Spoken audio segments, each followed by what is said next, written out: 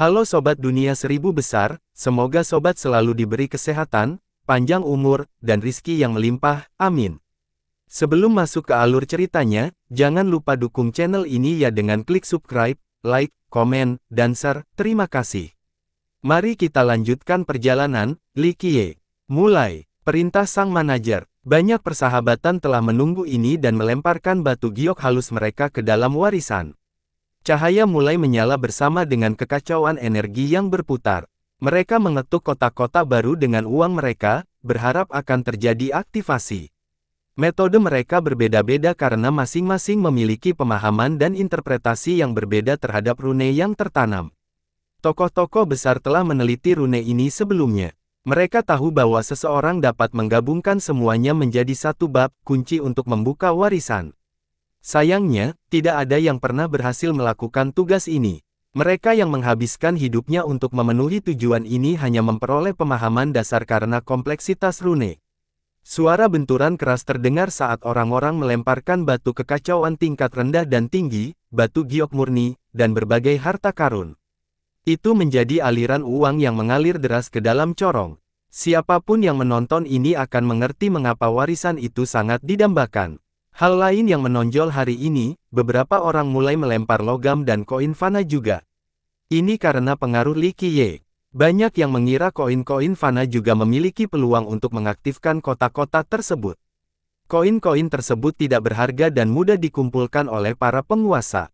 Jika manusia biasa ada di sini untuk melihat ini, mereka akan menjadi gila setelah melihat gunung emas dan perak.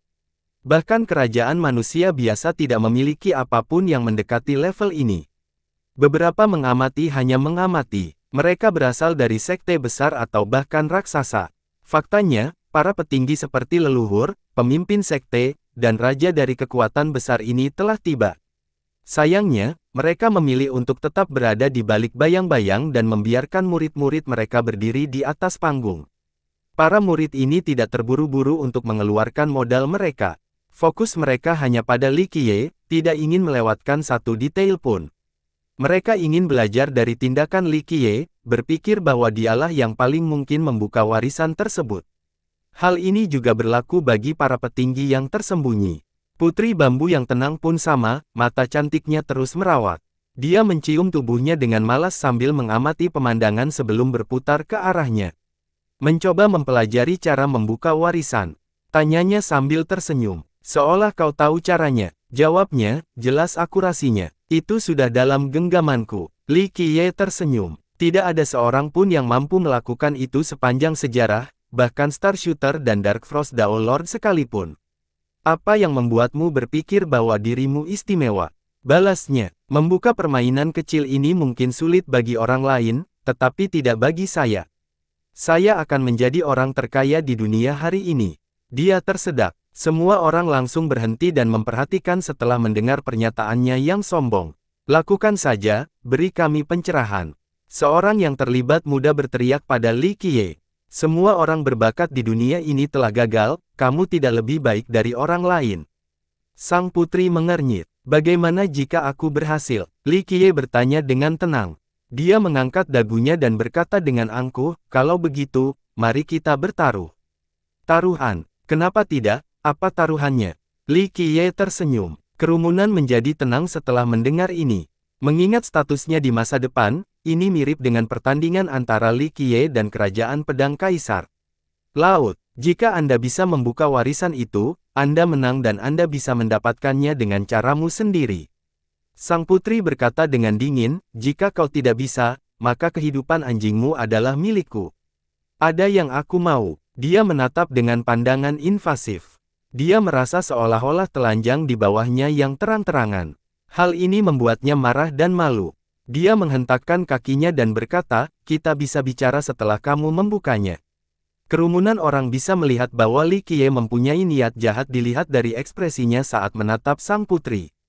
Hal ini dapat dimengerti karena dia adalah wanita cantik yang luar biasa. Ditambah lagi, mengambil pertunangan orang lain bisa menjadi fetisnya juga. Kerumunan orang mengira bahwa mereka telah sepenuhnya memahami niatnya. Begini, aku butuh pembantu untuk membuat teh dan mencuci kakiku, kau saja. Li Qiye mengelus dagunya dan berkata, Hal ini mengejutkan banyak orang. Tatapannya yang mesum memberi kesan kepada mereka bahwa ia memendam hasrat seksual terhadap sang putri. Namun, ia hanya menginginkannya sebagai pembantu untuk kebutuhan sehari-hari. Kau, sang putri mendidih karena marah setelah mendengar ini. Mengesampingkan latar belakang dan identitasnya yang bergengsi, dia tetaplah seorang wanita cantik yang tak terpengaruh. Oleh karena itu, dia berasumsi bahwa dia sengaja menghinanya. Kita lihat saja nanti. Aku akan memenggal kepalamu jika kau tidak bisa membukanya. Dia mengerutkan kening dan berkata, tidak masalah, bersiaplah menjadi pelayanku. Li Qiye tersenyum. Kalau begitu, ini kesepakatannya. Dia mengonfirmasi, Yang Mulia, Anda tidak boleh melakukan itu. Lelaki tua di belakangnya menyuruhnya berhenti. Sang putri menjadi dingin dan berkata, apakah dia benar-benar bisa membuka warisan itu? Dia tidak punya tanggapan terhadap ini. Kebanyakan orang berpikir bahwa Li Qiye pasti akan kalah dan lelaki tua itu tidak menerima apapun. Sebelumnya, para penguasa Dao pernah pulang dengan tangan hampa. Dua yang paling menonjol adalah penguasa Dao Starshooter dan Dark Frost. Mereka datang untuk mengamati dan tidak pernah benar-benar mencoba. Namun, mereka memberitahu orang-orang tentang kesulitan dari prestasi ini.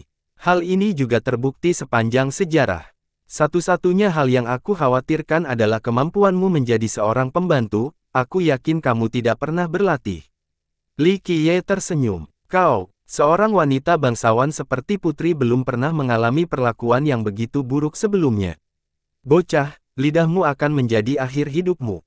Orang tua itu kehilangan kesabarannya dan mengulurkan tangannya ke arah Li Qiye.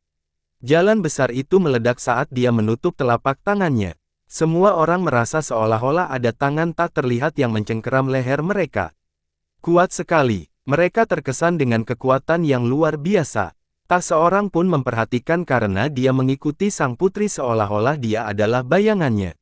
Namun, kejadian selanjutnya membuat mereka tercengang. Li Qiye dengan mudah menggenggam pergelangan tangan lelaki tua itu. Yang terakhir tidak dapat bereaksi sebelum diseret lebih dekat oleh Li Qiye. Dia berjuang untuk melepaskan diri tetapi dia menyadari dirinya benar-benar tidak bisa bergerak. Seluruh meridiannya telah tersegel, sehingga tidak dapat mengalirkan vitalitas dan energi kekacauannya. Bersenang-senanglah di sana. Dia mendengar suara Li Qiye datang dari belakang. Bam! Li Qiye memukul pantatnya dan mengirimnya terbang ke warisan terkemuka. Gemuruh. Lelaki tua itu menghantam satu kotak dan terlempar ke kotak lain seperti bola yang ditembakkan. Proses ini berulang beberapa saat. Kotak-kotak itu menyala setiap kali dipukul. Momentum itu akhirnya membawanya ke jurang di dasar. Teriakannya datang dari bawah. Berdengung. Kerumunan yang tercengang kemudian melihat semua kotak menyala. Apa yang terjadi? Teriak seseorang. Ledakan. Kotak Li Qiye saat ini tiba-tiba memancarkan untaian cahaya yang menyilaukan. Mereka selaras dengan seluruh warisan dan seberkas cahaya melesat ke langit. Warisan, sudah terbuka, sudah terbuka. Seorang anggota kerumunan yang tidak dikenal berteriak sementara rahanga ke tanah. Derit terdengar saat kotak-kotak itu tiba-tiba menyusut ke samping. Satu-satunya yang tersisa dari warisan itu adalah kawah yang berdenyut dengan cahaya yang menakjubkan.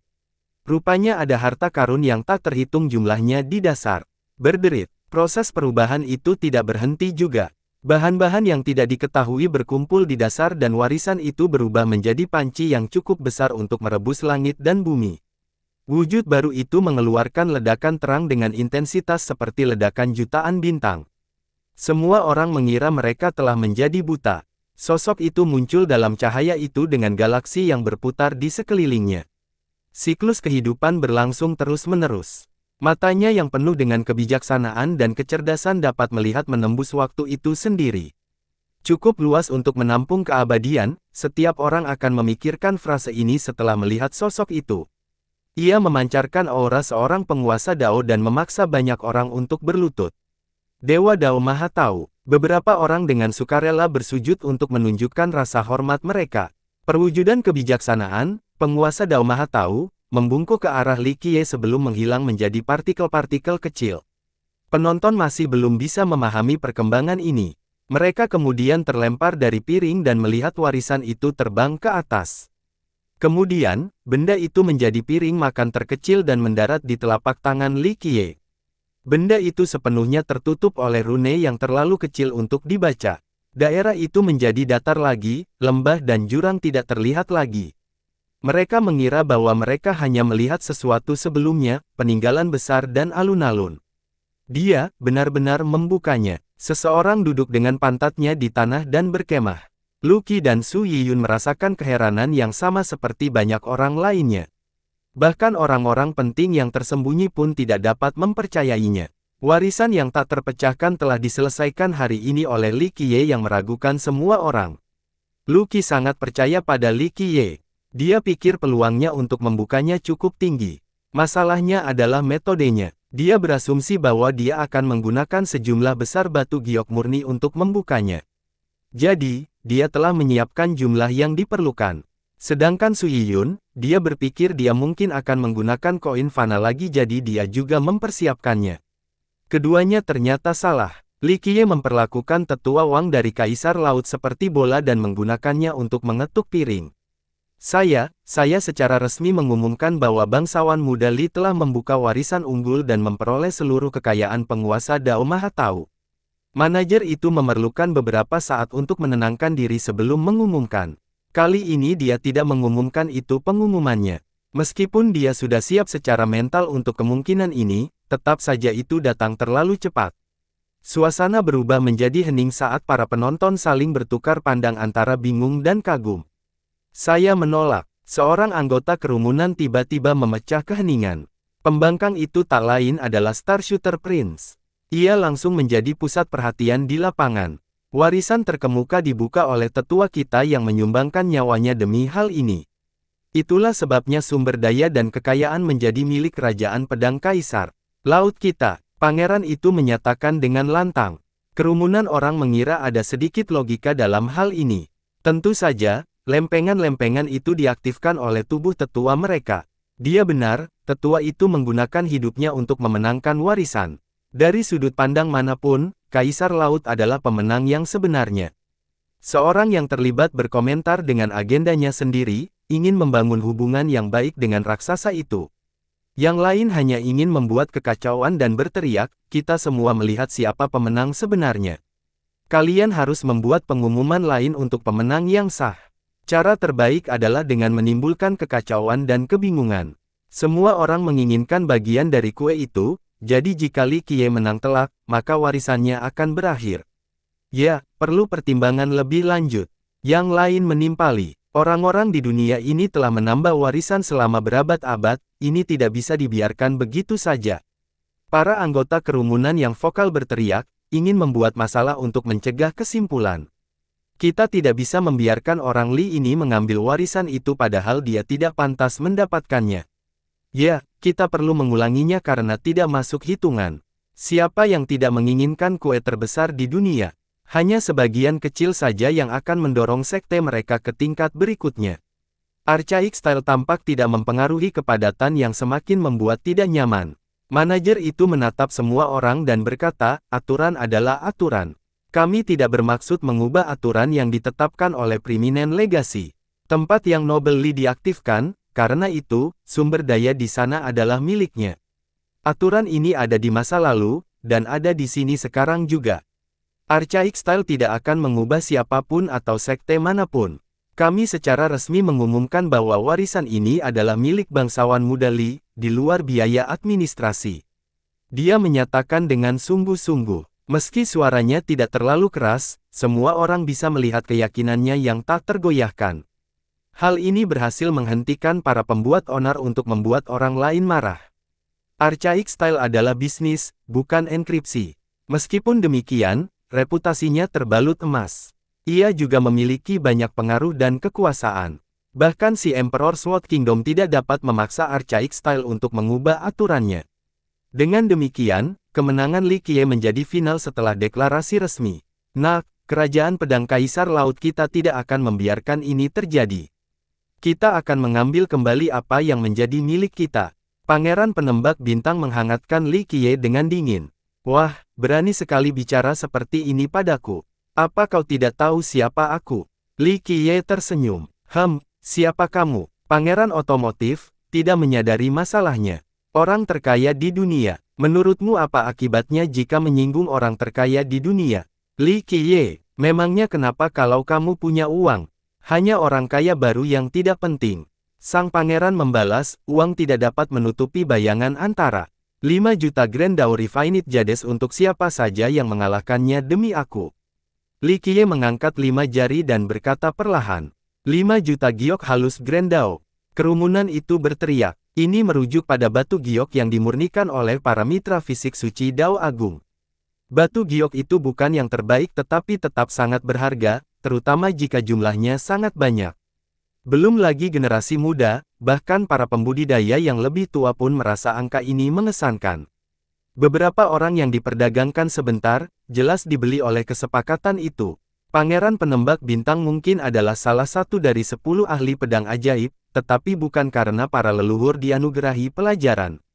Mungkin itu adalah cara termudah untuk menghasilkan 5 juta batu giok. Tentu saja, tidak ada yang meragukan kemampuan Li Qiye untuk membayar saat ini.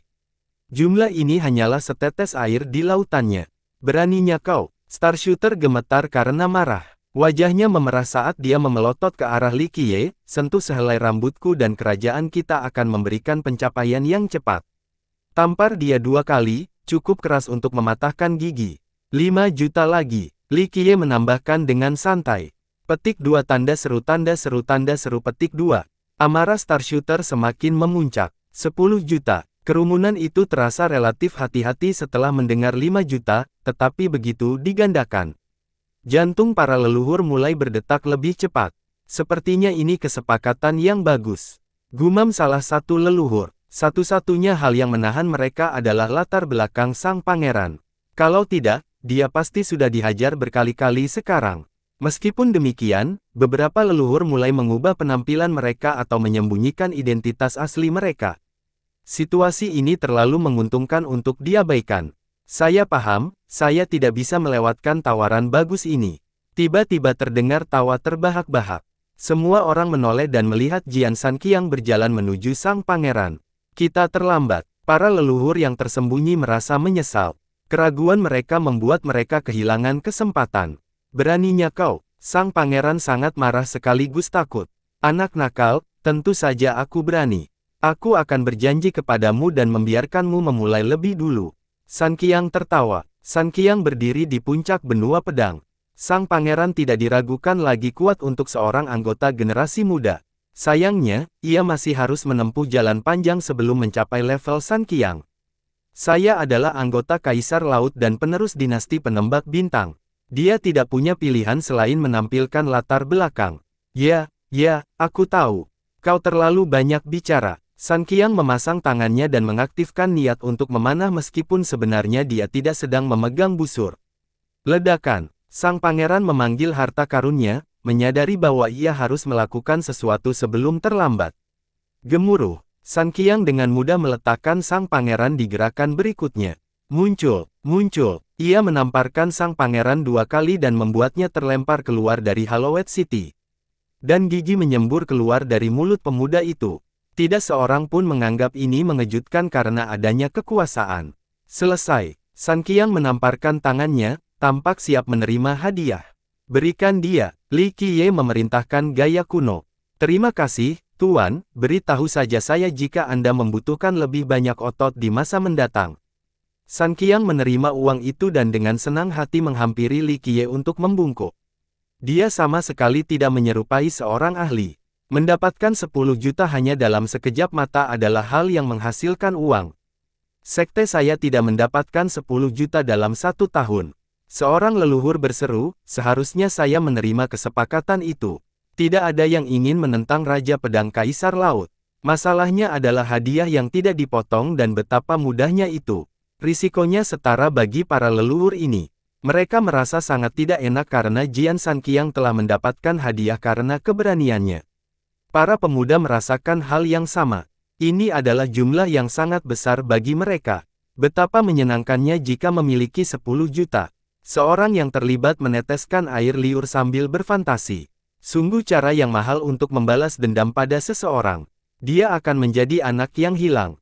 Gumam yang lain. Warisan itu memiliki miliaran Dao Lord yang telah disempurnakan. ini tidak ada apa-apa jika dibandingkan. Ini seperti Anda atau saya membeli kubis dari pedagang kaki lima. Orang lain tidak setuju. Kelompok itu berasumsi bahwa dia sangat masuk akal. Jumlah ini dianggap sangat besar bagi hampir semua orang. Namun, Li Qiye tidak akan berpikir dua kali untuk menghabiskan jumlah ini. Benua pedang sekarang memiliki raja baru. Saya yakin ada keuntungan yang bisa diperoleh. Seseorang dari generasi terakhir berkata, mengingat kekayaan Li Qiye saat ini dan kegemarannya berbelanja, ini bisa menjadi peluang besar bagi semua orang di benua itu. Oleh karena itu, beberapa orang berpikir bahwa warisan itu lebih baik diserahkan kepadanya daripada kepada raksasa seperti Kaisar Laut. Mustahil untuk mengambil sesuatu yang baik darinya. Bangsawan muda, jika kamu membutuhkan sesuatu, silakan datang kepada kami.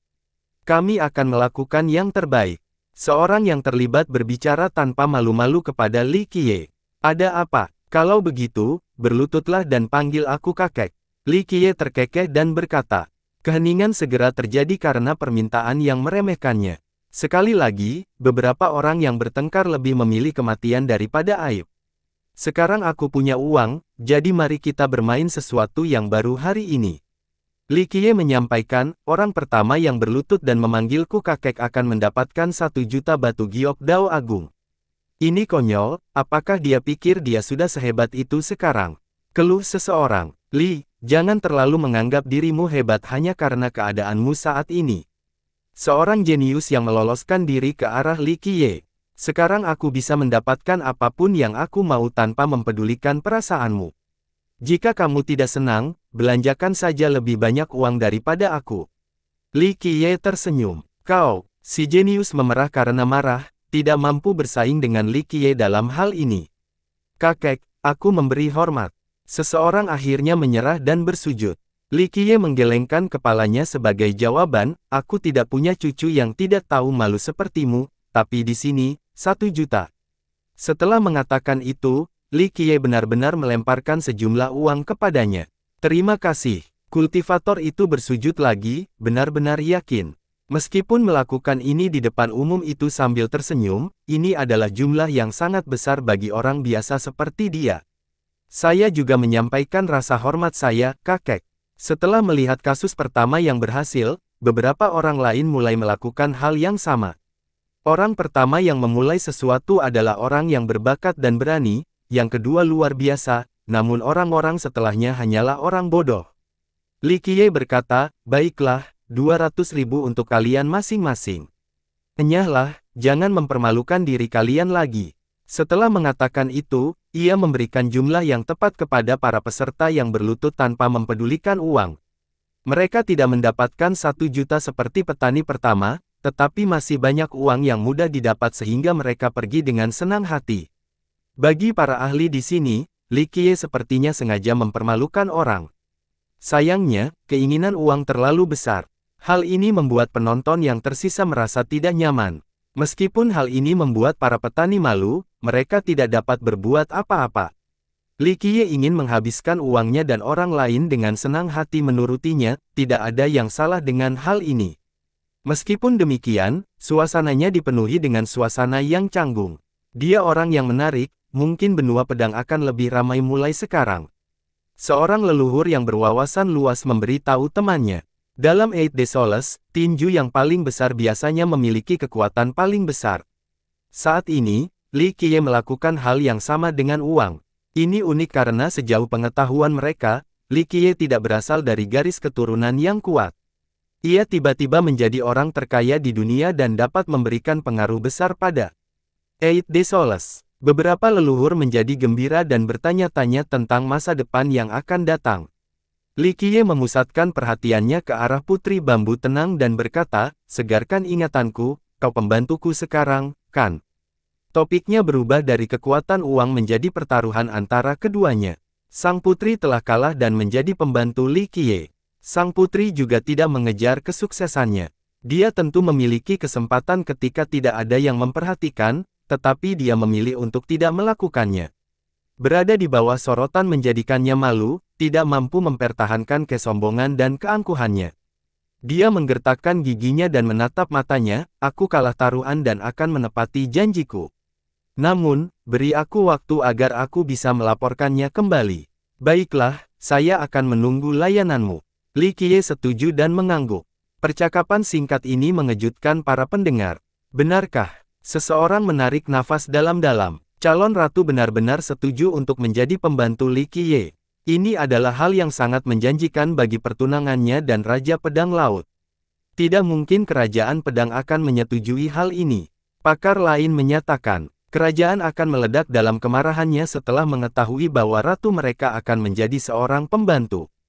Kerumunan orang saling bertukar pandang dan berpikir bahwa ini konyol. Sekte terkuat melawan orang terkaya. Siapa yang akan menang? Seorang pakar bertanya-tanya. Sebelumnya, semua orang mengira Li Qiye ingin bunuh diri karena melawan kerajaan pedang Kaisar Laut. Sayangnya, dia bukan lagi junior yang tidak dikenal. Kekayaannya yang luar biasa membawa otoritas dan pengaruh yang besar. Yah, Kaisar Laut mungkin tidak sekaya Li Qiye, tapi kekuatannya tidak dapat dipengaruhi oleh kekayaan saja. Jika dia benar-benar ingin menempuh jalan ini melawan mereka, dia pasti akan mati. Kata seorang kenalan yang lebih tua. Tidak seorang pun dapat membantahnya karena meskipun Li Qiye dapat membuat banyak orang hebat bekerja untuknya, kemungkinannya masih tidak berpihak padanya saat menghadapi raksasa ini. Ini seperti telur yang mencoba melawan batu. Permusuhan itu ada. Murid-murid mereka yang diganggu adalah satu hal, tetapi mengambil pertunangan raja. Tidak ada jalan kembali dari ini, kerajaan tidak akan menunjukkan kesabaran atau pengekangan. Seorang tetua agung menggelengkan kepalanya. Yang lain mengangguk sebagai tanggapan. Masalah dengan pangeran penembak bintang agaknya tidak penting, hanya perseteruan antara dua pemuda. Kaisar Laut bisa mengabaikannya, tapi tidak ada masalah dengan sang putri. Faktanya, mereka perlu membunuh Li Qiye untuk membersihkan diri dari penghinaan ini, contoh sempurna dari perseteruan yang tidak dapat didamaikan. Ada hal lain yang lebih penting dari itu. Seorang leluhur berpikir, kerajaan berpikir sebagai domba gemuk. Mereka ingin membunuh untuk mempertahankan gengsi mereka sambil mengambil kekayaannya juga. Siapa yang tidak akan diambil oleh warisan terkemuka? Kerajaan kini juga memiliki alasan yang tepat untuk berduka dengan Li Qiye tanpa merusak reputasi mereka. Bangsawan muda, silakan datang ke toko kami agar kami dapat menyelesaikan proses serah terima. Manajer itu mengundang Li Qiye. Li Qiye mengikuti manajer itu sebelum berhenti dan berbalik, pertemuan kita adalah semacam takdir, jadi ini, 50 juta. Setelah berkata demikian, dia memberikan 50 juta giok halus penguasa surgawi kepada Chen Changsheng. Petik 2.2. Changsheng kehilangan kata-kata saat melihat tumpukan batu giok yang dimurnikan. Dia belum pernah melihat jumlah yang begitu besar sebelumnya. Sektenya mungkin tidak punya uang sebanyak ini. Meskipun Daoist Sword Ground dulunya merupakan garis keturunan terbaik, namun sudah jauh dari masa keemasannya. Hubungan mereka agak dangkal dan dia belum melakukan apapun untuk Li Qiye. Apakah kata takdir cukup menjadi pembenaran bagi Li Qiye untuk menerima begitu banyak?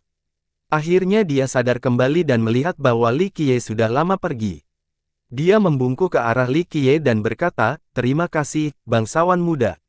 Dia kemudian menyimpan uangnya dan mencari tempat yang aman. 50 juta begitu saja. Yang lain menjadi iri dan cemburu. Seseorang dapat bekerja keras seumur hidup tanpa mendekati jumlah ini. Manajer itu meminta Li Qiye untuk duduk sebelum membungkuk. Ia kemudian menunjukkan sebuah peti yang berisi banyak catatan, ini adalah daftar semua yang ada dalam warisan. Silakan lihat, bangsawan muda. Tidak apa-apa, aku percaya padamu. Li Qiye hanya meliriknya sekilas. Saya menghargai kepercayaan Anda, bangsawan muda. Manajer itu berkata, warisan ini bukan hanya berisi batu giok murni. Ada artefak dan senjata yang tersebar di mana-mana. Kami akan mengumpulkannya dan memberikannya kepada Anda. Selain itu, ada juga tanah dan pertambangan. Kami tidak dapat memindahkannya, jadi Anda harus mengambil alih nanti. Baiklah, lagi pula aku tidak punya hal lain untuk dilakukan. Li Qiye mendengus. Manajer tersebut melanjutkan proses tersebut dan menemukan bahwa Li Qiye cukup mudah untuk diajak bernegosiasi. Belum lagi Su Yiyun, bahkan Lu Qi pun merasa wawasannya semakin luas. Isi warisan itu sungguh luar biasa. Mereka sudah mendengar angka-angka itu sebelumnya, tapi tidak benar-benar membayangkan betapa mengerikannya itu. Lucky telah mengikuti kriket dan melihat banyak harta karun sebelumnya. Sayangnya, dia tetap terguncang. Warisan itu memiliki total 13 senjata penguasa Dao, 24 senjata penguasa abadi, dan 31 artefak rahasia. Melihatnya secara langsung adalah hal yang luar biasa. Saya tidak berpikir ada sekte lain di benua pedang yang memiliki senjata sebanyak ini. Lucky berkomentar, pada titik ini, Li Qiye sebenarnya melampaui sekte dalam hal uang dan persenjataan juga. Behemoth lainnya tentu saja memiliki akses ke sumber daya milik Dao Lord mereka. Namun, senjata-senjata ini diberikan kepada anggota mereka yang kuat atau telah hilang karena berlalunya waktu. Hal ini tidak berlaku untuk warisan unggul. Penguasa Dao Maha Tahu tidak memiliki keturunan dan jurus kuno melakukan pekerjaan administrasi yang luar biasa. Di sisi lain, Li Qiye benar-benar gadis tenang, tidak seperti kedua itu. Dia menerima senjata dan dengan santai mengambil 4 senjata. Dia memberikan doa masing-masing kepada Lucky dan Su Yiyun, ini adalah hadiahmu karena telah menjalankan tugasku. Senjata-senjata ini hebat dan yang terpenting, sangat cocok untuk kedua gadis itu. Su Yiyun tidak pernah berpikir untuk memiliki sesuatu setingkat ini, apalagi dua. Dia berdiri di sana dengan kecepatan tinggi. Sedangkan untuk Lucky, sektenya memiliki banyak ahli dan leluhur. Jadi, meskipun kaya, bukan untuk memiliki senjata-senjata terbaik.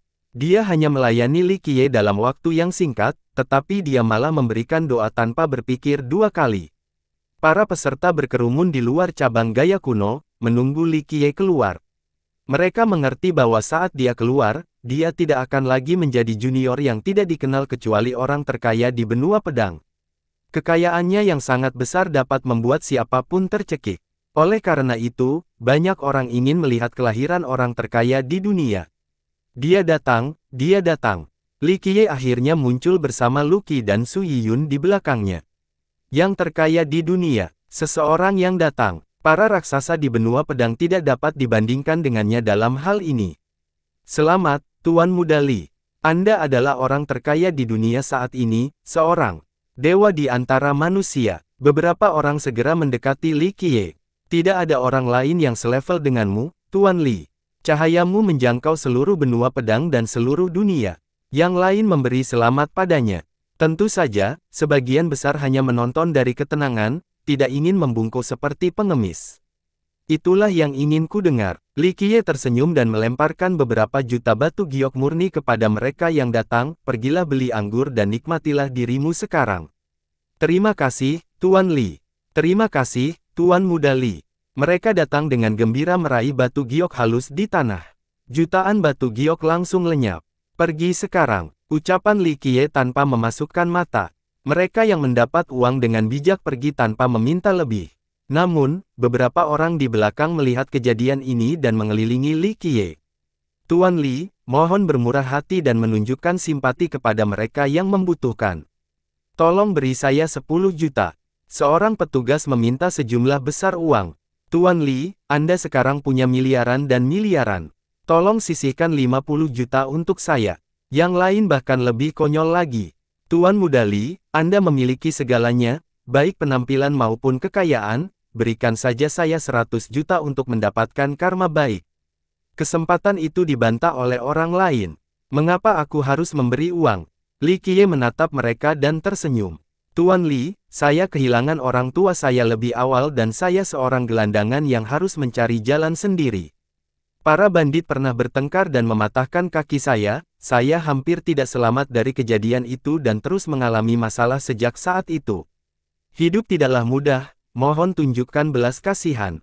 Seorang yang terlibat mulai menangis. Sekte kami dirampok dan semuanya sudah berakhir bagi kami.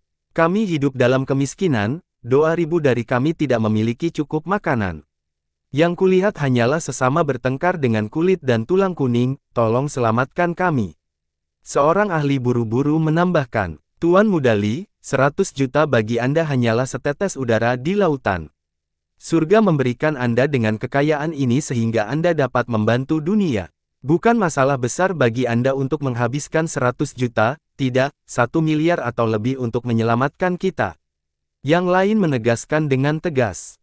Para pedagang ini menjanjikan berbagai alasan dan cerita edih. Ada yang menangis dan mencoba mengisap, yang lain mencoba menipunya. Enyahlah, aku tidak bermaksud menjadi orang baik. Merangkaklah kembali dari tempat asalmu.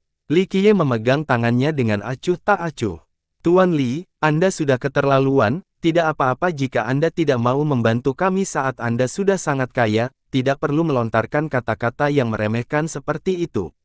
Seorang tetangga tua berkata dengan dingin. Ya, seperti dia meremehkan orang miskin seperti kita. Yang lain menambahkan, jika memang demikian, kami tidak akan membiarkannya begitu saja.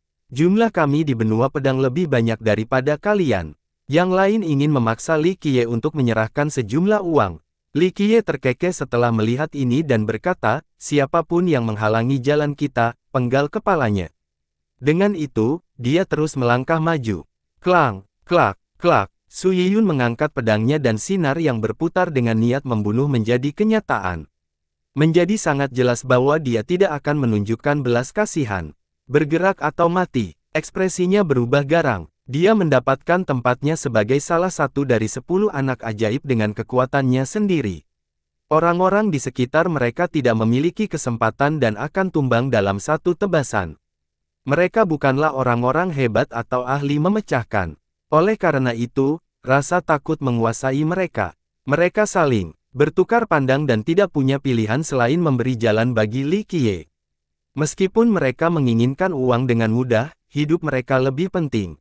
Para penonton dari mencibir. Mereka memandang rendah para pengemis ini sejak awal sehingga mereka tidak membela mereka terhadap Su Yiyun. Menjadi kaya itu menyenangkan. Komentar seorang pemuda. Banyak pria jenius di sini yang tergila-gila pada Su Yiyun.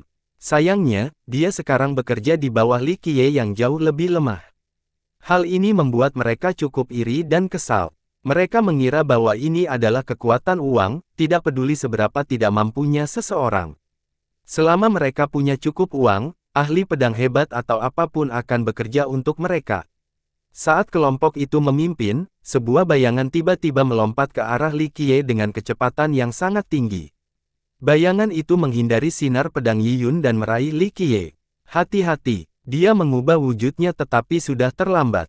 Penyerang itu telah menangkap Li Qiye dan melompat ke atas lagi. Mata Lu Qi berubah dingin, siap membunuh. Dia diculik. Seorang leluhur segera menyadari situasi tersebut. Petik 2 tanda seru petik 2. Kerumunan menjadi waspada dan cemas. Saat orang itu menarik Li Qiye, seringai muncul di wajah Li Qiye. Ledakan. Li Qiye memanggil pentungan dengan cahaya keperakan lalu menghancurkan malware itu. Aura seorang penguasa Dao menekan area tersebut dan membuat semua orang ketakutan. Penculik yang terkejut melepaskan Li Qiye untuk memblokir serangan. Ledakan. Meskipun pembunuhnya kuat, senjata Dao Lord berhasil menembusnya, menghancurkan senjata yang menghalangi dan memaksa pembunuh itu kembali ke tanah. Semua orang kemudian melihat tongkat itu dengan jelas. Tongkat itu tampak terbuat dari bintang-bintang saat ia menumpahkan hukum-hukum penguasa Dao. Tongkat pergeseran galaksi penguasa Dao Maha Tahu. Seorang leluhur yang berpengetahuan luas mengenali senjata itu. Ini salah satu dari 13. Yang lain menjadi iri padanya.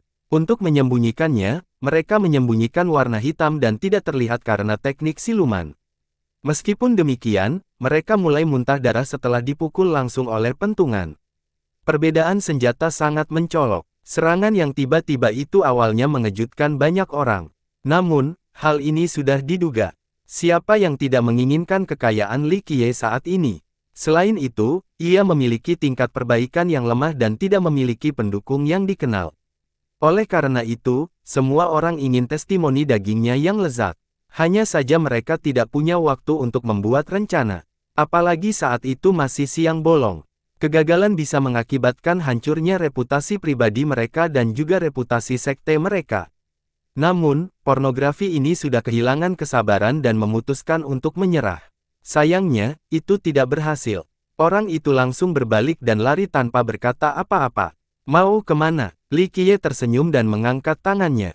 Ledakan. Sebuah cahaya tak terkendali dan aura penguasa Dao lainnya muncul. Langit menjadi gelap sebentar sebelum air terjun 5 warna turun. Orang-orang mendongak dan melihat 5 gunung mengamati cahaya warna-warninya masing-masing bersama dengan hukum penguasa Dao. Hukum-hukum ini mulai mengamuk dan menciptakan ledakan dahsyat. Senjata para penonton bergetar hebat, seolah-olah berada di hadapan raja mereka. 5 gunung itu dapat menekan dewa dan iblis tanpa kendali Li Qiye.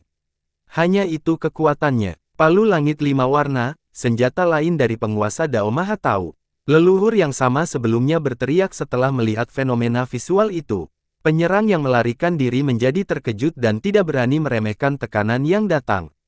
Klang, mereka menghunus pedang. Suara yang dikeluarkan elang terdengar saat pedang itu berubah menjadi elang.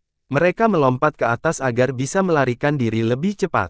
Teknik pedang elang terbang. Karena penyerang tidak punya pilihan selain mengerahkan seluruh kemampuannya, mereka akhirnya mengungkapkan latar belakang mereka. Meskipun penyerang hitam menutupinya dengan cepat, mereka tetap tidak dapat menghindari senjata Dao Lord. Krak, tulang-tulang langsung hancur dan menghantam beberapa bangunan. Meskipun demikian, mereka tetap bertahan meski dihantam oleh palu yang kuat itu karena memiliki pukulan yang kuat. Mereka mengabaikan luka serius ini dan mencoba lari lagi. Sayangnya, sudah terlambat. Li Qiye dan Lu Qi tidak perlu melakukan apapun karena ada pihak ketiga yang muncul. Dia tertawa dan berkata, tidak boleh melewatkan kesempatan ini. Gemuruh, dia melepaskan rentetan pukulan ke penyerang yang sudah terluka. Pendatang baru itu terlalu kuat dan menyerang tanpa peringatan. Dengan demikian, penyerang itu mengumpulkan darah lagi sebelum terbanting ke bawah. Darah dan retakan muncul di seluruh area. Pendatang baru ini tidak lain adalah Jian Sanqiang yang telah menghabisi Li Qiye. Dia menginjak dan melumpuhkan penyerang itu. Hehe, Tuan Muda, aku di sini untuk membantu. Dia tersenyum pada Li Qiye. Namun, fokus para penonton masih berkumpul pada Li Qiye dan 2 senjata yang melayang di atas, pentungan keperakan dan palu 5 warna. Tekanan yang berasal dari senjata membuat orang sulit berdiri tegak dan bernapas dengan normal. 2 senjata penguasa Dao. Kerumunan menjadi cemburu. Saya bahkan tidak punya satu pun, keluh seorang leluhur. Meskipun sekte tertentu seperti Kaisar Laut atau Benteng Roda 9 memiliki beberapa senjata penguasa Dao atau mungkin lebih, leluhur rata-rata tidak memiliki akses ke senjata tersebut. Saat ini, Li Qiye memiliki doa. Ini adalah hak istimewa yang hanya terlihat bagi penerus raksasa. Tidak, dia punya lebih dari doa. Berdasarkan apa yang kita ketahui tentang warisannya, jumlahnya 13. Seorang tetua tinggi mengingatkan mereka. Sial, dia punya lebih banyak senjata daripada gudang senjata kerajaan. Dunia ini tidak adil. Sang leluhur mengutuk. Apakah kerajaan pedang Kaisar Laut atau Benteng Roda 9 memiliki lebih dari 10? Seorang pemuda yang cemburu bertanya. Tidak seorang pun dapat menjawab pertanyaan ini karena agak sensitif. Itu aku tidak tahu. Namun, saya dapat mengatakan dengan pasti bahwa tidak ada satupun anggota dari sana yang dapat memiliki lebih dari 10 senjata Dao Lord pada satu waktu. Seorang jagoan penutup, sungguh merupakan keberuntungan yang luar biasa dan tidak pantas. Saya ingin menculiknya juga. Seorang ahli muda meludahkan ke tanah. Kemburuan dari kepadatan itu terlihat jelas. Bagaimanapun, mereka bisa bekerja sepanjang hidup mereka dan tidak akan bersentuhan dengan senjata penguasa Dao. Sedangkan Li Qiye, ia memperoleh 13 dalam waktu singkat. Bangsawan muda, bagaimana kita harus menghadapinya? Jian Sanqiang memukul pemukul itu. Yang lain memandang rendah dirinya karena bertindak seperti anjing pemburu Li Qiye. Alih-alih menjadi orang penting seperti dirinya, ia memilih bekerja untuk seorang junior. Beberapa papan atas berkumpul di antara mereka yang menganggap hal ini sebagai hal yang hina. Tentu saja, Jian Sanqiang bukanlah seorang yang berpikiran tradisional dan tidak peduli apapun yang dipikirkan orang tentangnya. Mari kita lihat. Li Qiye tersenyum. Sanqiang mengungkap metode siluman untuk mengungkap penyerangnya, seorang pria tua dengan mata seperti elang dan alis panjang. Raja Elang yang melambung tinggi. Kerumunan orang setelah melihatnya. Pemimpin sekte Soaring Hawk. Beberapa orang merasa ini mengejutkan. Soaring Hawk adalah sekte yang relatif kuat di benua pedang. Sekte ini tidak setingkat dengan para raksasa, tetapi masih jauh lebih kuat dari Su. Kakek, kau membuang reputasimu dengan buruk seperti bandit. Sanqiang tertawa. Raja melukis itu memerah karena malu meskipun luka-lukanya serius. Dia memejamkan mata dan berkata, pemenang mengambil semuanya, lakukan apa yang kau mau. Dia tahu bahwa kegagalan berarti kematian hari ini. Itu bukan urusanku. Tuan muda, haruskah aku membunuhnya?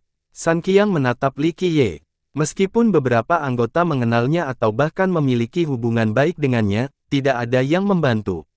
Bagaimanapun, Raja bersalah karena mencoba menculik Li Qiye.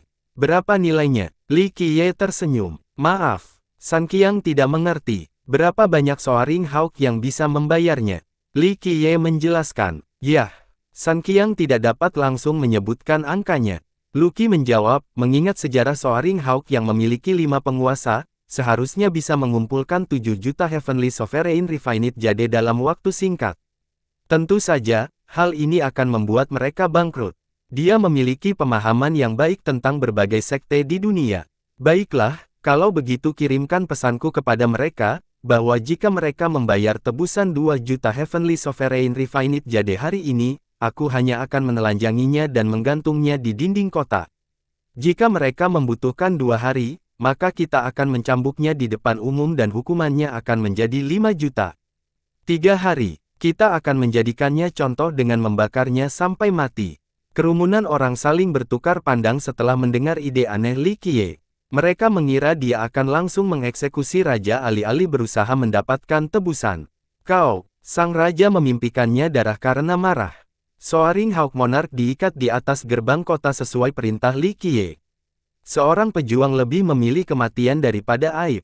Bunuh saja aku. Teriakan yang dipermalukan itu. Dia dulunya adalah orang-orang besar yang terkenal, tetapi sekarang, banyak orang yang mengungkapkan keadaannya yang menyeringai. Ini tidak diaktifkan. Kau bukan seorang pejuang. Jian Sun Qiang tertawa dan menutup pembuluh darah sang raja. Sang raja tidak dapat lagi berteriak atau bunuh diri. Apakah pesannya sudah terkirim? Li Qiye tersenyum. Ya, Tuan Muda, mereka telah menerima pesanmu. Jawab Su Yiyun. Baiklah, mari kita mulai. Li Qiye mengangguk lalu berkata pada Sun Qiang, lepaskan dia, izinkan masyarakat melihatnya. Baiklah. Sun Qiang menerima perintah itu lalu berbalik ke arah raja. Raja, jangan salahkan aku untuk ini. Salahkan kesempurnaanmu sendiri karena mencoba menukik seseorang di siang hari bolong. Kau sendirilah yang menyebabkan hal ini. Setelah mengatakan itu, Sun Qiang dengan mudah melucuti raja. Ah! Beberapa wanita tetangga berteriak dan buru-buru berbalik. Tentu saja, beberapa orang hanya menikmati hiburan. Sang raja meronta tetapi tidak bisa bergerak. Hanya rintihan yang terdengar. Mata terbuka lebar, hampir berair. Matanya benar-benar merah, bukti kemarahannya yang tak terlukiskan. Penghinaan ini lebih buruk daripada kematian bagi seorang pemimpin sekte seperti dia. Ini keterlaluan. Seorang pemuda menjadi tidak senang, dia benar, seorang pejuang lebih memilih kematian daripada kehinaan. Bagaimana mereka bisa melakukan ini? Dia bukan seorang pejuang, hanya seorang penyergap yang hina. Seorang ahli yang lebih tua terlibat. Dia sendiri yang menanggung akibatnya karena melebih-lebihkan kemampuannya. Jika Li Qiye tertangkap, orang itu juga akan menderita. Seorang leluhur menggelengkan kepalanya. Terutama para pemuda, menganggap Li Qiye tidak pantas melakukan tindakan terhadap raja. Di sisi lain, para berpengalaman tidak asing dengan kejadian seperti ini. Mereka tahu bahwa jika Li Qiye tertangkap, raja akan menggunakan cara yang paling kejam. Li Qiye pasti ingin mati saat itu juga. Siksaan yang akan diterimanya akan 1000 kali lebih kejam dari ini. Oleh karena itu, hanya sedikit yang bersimpati kepada raja. Mereka mengira bodoh karena melakukan hal ini. Saat ini, dia meremehkan reputasinya selain menghina Archaic Style. Oleh karena itu, tidak ada seorang pun dari Hallowed City yang berani menghentikan Li Qiye dari membuat kekacauan. Setelah seharian penuh, tidak ada satupun murid dari Soaring Hawk yang muncul membawa uang tebusan atau mencoba menyelamatkannya. Reputasi raja yang telah lama tercoreng itu pun hancur begitu saja. Kita lanjutkan besok, masih banyak waktu tersisa. Li Qiye tetap bersabar. Pada hari kedua, masih banyak penonton yang datang untuk melihat raja tergantung di atas gerbang. Mulailah hukuman cambuk. Li Qiye memberi perintah, biarkan Soaring Hawk melihat apa yang akan terjadi pada pemimpin sekte mereka. Tentu saja, Jian Sun Qiang mengeluarkan dan menempelkannya ke depan untuk mengujinya. Ia kemudian melingkarkannya di lengannya dan meminta sang raja, sekali lagi, Anda tidak bisa menyalahkan saya karena bermaksud kejam. Saya punya orang tua dan anak-anak yang harus diurus dan mereka menangis minta makan, jadi saya butuh uang. Salahkan saja keserakahan dan pembusukan Anda. Mata raja dipenuhi dengan kebencian, tidak menginginkan apapun selain memakan daging Li Qiye dan meminum darah Jian Sanqiang. Tujuan terakhirnya adalah bunuh diri, tapi itu tidak mungkin. Suara mendesing. Sanqiang mengabaikannya dan mulai mencambuk. Aduh, astaga, astaga. Cambuk itu meninggalkan bekas luka berdarah pada raja. Ini tidak cukup untuk membunuh dan hanya berfungsi untuk merendahkan psikologis. Ingat, seorang pria dengan status tinggi seperti dia tidak mungkin bisa menahan pelanggaran di depan umum. Akibatnya, wajahnya berubah kesakitan. Para penonton setuju kepala setelah melihat ini. Dia sendiri yang menyebabkan hal ini, kata salah satu dari mereka. Akhiri saja, daripada menyiksanya. Seorang pemuda tak berdaya menahan diri untuk berkata, jika raja tidak disiksa, seluruh dunia tidak akan melihat konsekuensi dari bermain-main dengan Li Qiye. Seorang ahli yang lebih tua tahu bertahan apa yang sedang terjadi. Anak-anak muda di kesendirian akhirnya mengerti. Li Qiye menjadi orang terkaya dalam semalam. Oleh karena itu, banyak pihak yang memendam keserakahan yang sama seperti Raja Elang Terbang.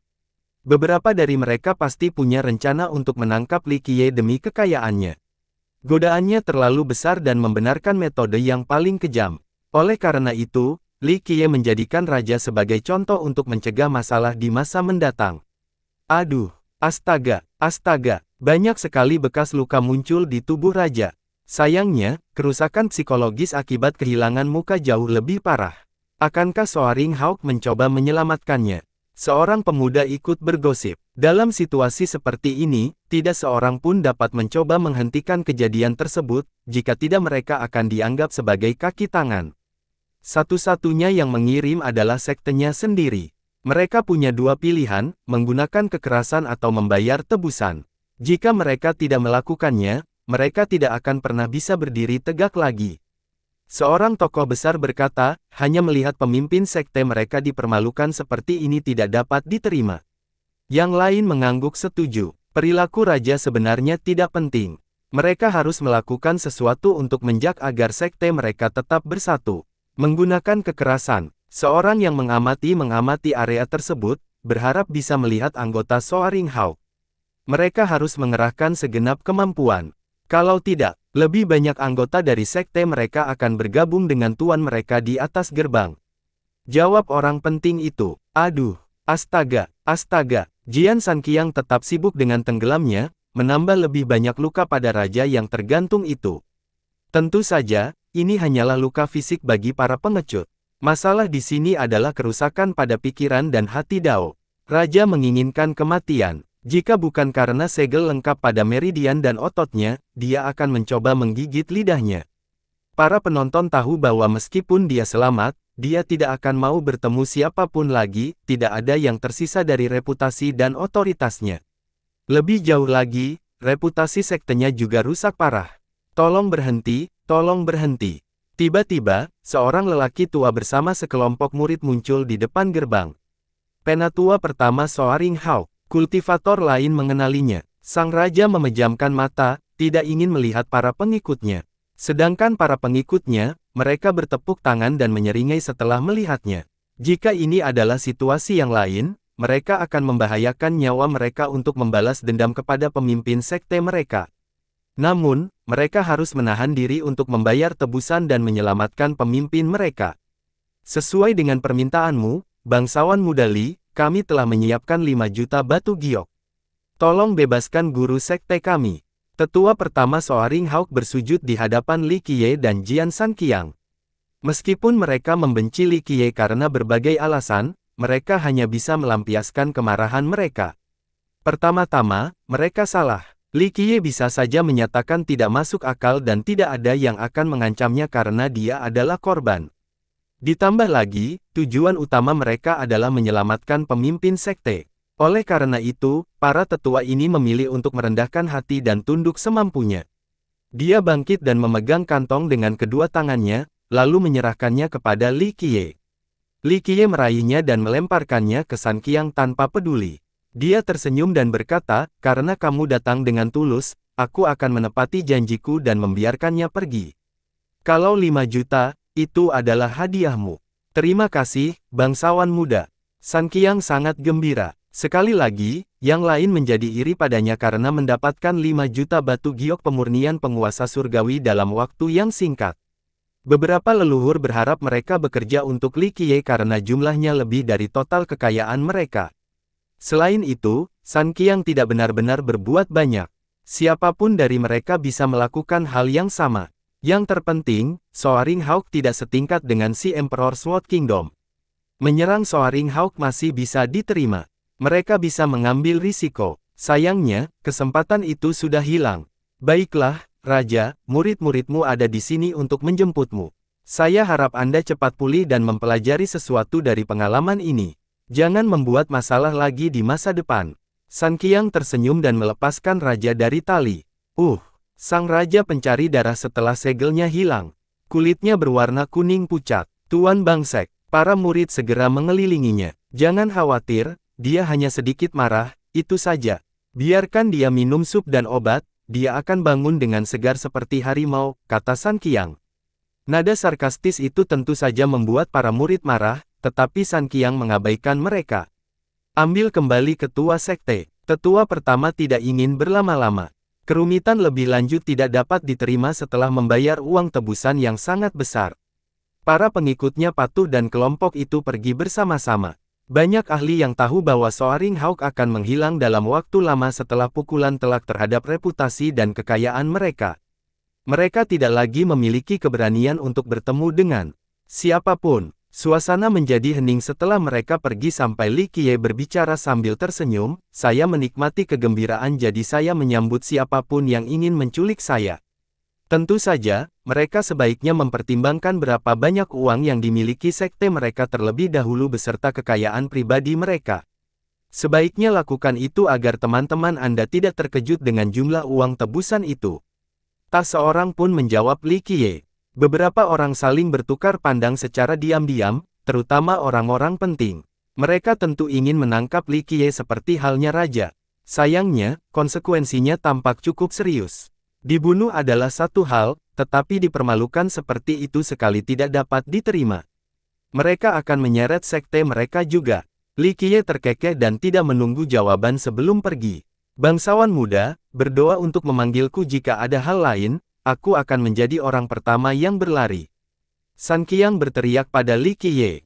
Yang lain mengira hina karena menjadi anjing Li Qiye. Meskipun demikian, yang lain merasa iri karena San Qiang tidak memiliki apapun yang menghalanginya. Dia sendirian dan dapat melakukan apapun yang dia inginkan untuk mendapatkan uang. Beberapa leluhur juga ingin bekerja untuk Li Qiye, risiko rendah dan ketidakseimbangan tinggi. Li Qiye 100 kali lebih dermawan daripada kekuatan lainnya. Sayangnya, mereka memiliki latar belakang yang megah. Menjadi anjing Li Qiye akan menghancurkan reputasi mereka dan juga reputasi sekte mereka. Pasti menyenangkan menjadi anjing pemburu, kata salah satu leluhur sambil tersenyum kecut. Tidak apa-apa, akan ada kesempatan. Temannya masih ingin bekerja untuk Li Qiye di masa depan terlepas dari keadaannya.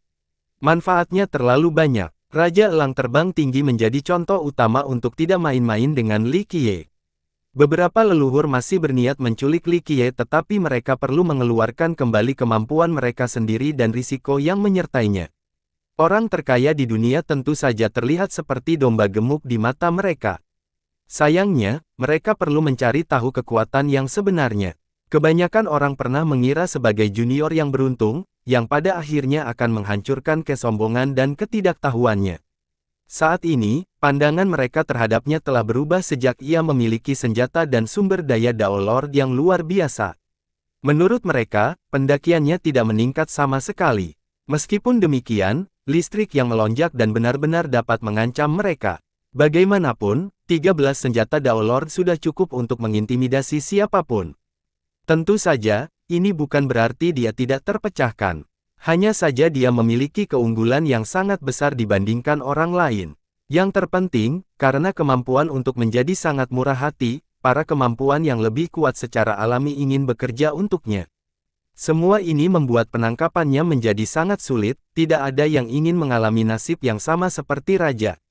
Begitu Li Qiye kembali ke halaman yang disiapkan oleh Lucky, sudah ada banyak orang yang menunggunya. Manusia, setan, iblis surgawi, bangsawan, gelandangan, bahkan leluhur. Mereka semua ingin berbicara dengannya. Mereka juga meminta pembayaran yang berbeda. Sebagian menginginkan batu giok atau senjata yang dimurnikan, sebagian lainnya menginginkan wilayah. Di antara harga-harga tersebut, beberapa di antaranya adil dan sesuai dengan status para pembudidaya yang meminta. Namun, beberapa di antaranya konyol dan bahkan meminta senjata penguasa Dao atau artefak kuno. Tentu saja, tidak ada yang benar-benar bertemu dengan Li Qiye. Semua ini disampaikan kepadanya oleh Su Yiyun. Dia sudah terkenal sebagai salah satu dari 10 ahli pedang ajaib. Namun, dia lebih menjadi populer karena semua orang ingin bekerja untuk Li Qiye dan dia memilih sebagai perantara.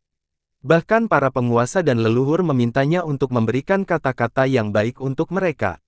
Dia menceritakan semua ini kepada Li Qiye, membuatnya tersenyum, kenapa tidak? Selama itu cocok, suruh mereka menulis resume, saya sedang merekrut. Uangnya banyak, tapi kita lihat saja apakah mereka punya kemampuan atau tidak. Juga, kita harus lebih bergaya saat keluar. Wanita cantik, kereta, binatang suci dan pembawa keberuntungan. Ya, kumpulkan saja untuk menjamin mereka keren. Li Qiye tertawa dan menambahkan, Nobel muda, aku khawatir jika kita merekrut terlalu banyak orang-orang yang tidak diinginkan akan masuk dan mungkin akan menyakitimu. Dia menjadi khawatir. Hal ini cukup masuk akal karena semua orang menginginkan kekayaan Li Qiye. Mereka dapat memanfaatkan hal ini dan bergabung dengan kelompok tersebut untuk menunggu kesempatan. Saya berharap demikian karena saya sudah lama kurang berolahraga. Entah bagaimana saya harus menghilangkan karat itu. Dia melihatnya. Jantung Yiyun berdebar kencang saat menatap seringainya. Dia menyerupai binatang purba yang membuka mulutnya. Semua orang adalah mangsa potensial. Dia akan memecah keseluruhannya, tidak menyisakan sehelai tulang pun atau sehelai rambut pun. Jika ini adalah keinginan bangsawan muda, Anda hanya perlu melaksanakannya, Nona Su. Lucky berkata, menyadari bahwa Li Qiye hanya ingin bersenang-senang dan menghabiskan waktu. Para rekrutan itu tidak memiliki kesempatan untuk memasukkan mata Li Qiye. Sedangkan mereka yang menyimpan niat jahat, mereka hanya ingin bunuh diri. Li Qiye akan segera melenyapkan mereka. Aku akan mengurusnya, bangsawan muda. Kata Yiyun, pergilah ke pasar besar dan balai lelang, belilah barang-barang termahal seperti binatang buas dan kereta. Saya ingin memiliki rombongan yang lengkap saat perjalanan. Perintah Li Qiye. Baiklah, aku akan pergi melihat-lihat. Yiyun setuju. Sebenarnya, Li Qiye sama sekali tidak peduli dengan masalah ini. Namun, dia memilih untuk berhati-hati dan cepat dalam menjalankan perintahnya. Dia berkeliling di Halloween dan bahkan kota-kota terdekat untuk mengumpulkan pakaian termahal. Seperti kata pepatah, pakaian membuat manusia dan Buddha bergantung pada emas. Dia memilih pakaian terlebih dahulu sebelum fokus pada keperluan perjalanan. Setelah persiapan yang matang, dia kembali dan melaporkan, bangsawan muda, untuk pakaianmu, aku memilih jubah permata suci, tanda kebesaran 9 naga, jubah hukum segudang. Lalu untuk keretamu, kami memiliki kereta naga penunggang angin, tandu raja abadi, benteng penunggang awan. Kami juga memiliki singa emas keberuntungan, elang dewa 9 langit, dan ikan 5 elemen. Bagaimana kamu menginginkannya? Yiyun memberinya daftar itu. Hanya anak kecil yang memilih, aku adalah tokoh penting dan akan mengambil semuanya. Semuanya, Yiyun telah memilih daftar barang-barang yang sangat mahal yang cocok untuknya, tidak berharap dia membeli semuanya. Bangsawan muda, dia sedikit mengernyit. Apa, kita tidak punya cukup uang? Dia tersenyum. Tentu saja tidak, aku hanya berpikir mungkin tidak akan menghabiskan uang sebanyak itu dengan baik. Dia menggelengkan kepalanya. Dia sangat menyadari kekayaannya yang tak tertandingi. Namun, kebiasaan menghambur-hamburkan uang ini bisa saja membuatnya jatuh miskin suatu hari nanti. Uang memang harus dibelanjakan, aku tidak bisa membawanya ke liang lahat. Li Qiye tersenyum, yah, mungkin aku memang bisa membawanya ke liang lahat, tetapi orang yang sudah meninggal tidak bisa menghabiskan uangnya. Itulah sebabnya aku harus memanfaatkannya sekarang. Bersambung.